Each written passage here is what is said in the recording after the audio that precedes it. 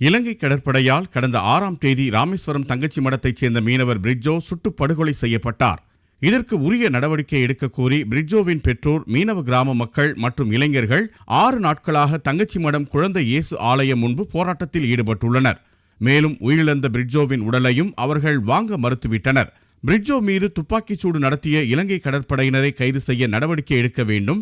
மத்திய பிரதிநிதிகள் நேரில் மீனவ மக்களை சந்தித்து தமிழக மீனவர்களின் பாதுகாப்பு குறித்து பேச்சுவார்த்தை நடத்த வேண்டும்.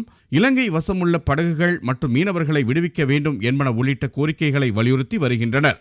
6வது நாளாக நேற்று போராட்டத்தில் ஈடுபட்ட மக்களை மத்திய அமைச்சர்கள் நிர்மலா சீதாராமன், பொன் ராதாகிருஷ்ணன் உள்ளிட்டோர் சந்தித்து பேச்சுவார்த்தை நடத்தினர்.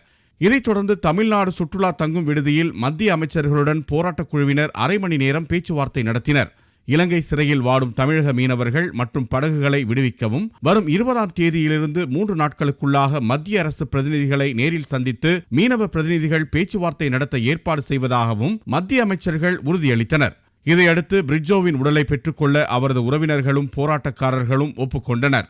இன்று மாலை 5 மணியளவில் மீனவர் பிரிட்ஜோவின் உடல் கல்லறை தோட்டத்தில் நல்லடக்கம் செய்யப்பட்டவுடன் போராட்டமானது அதிகாரப்பூர்வமாக கைவிடப்படும் என மீனவ பிரதிநிதிகள் தெரிவித்தனர். நாளை மாலை பிரிட்ஜோ உடலை வாங்கி முறைப்படி தங்கச்சி மடம் கல்லறை தோட்டத்திலே அவரது உடல் அடக்கம் செய்யப்படுவதென போராட்டக்குழுவின் சார்பாக முடிவெடுக்கப்பட்டது.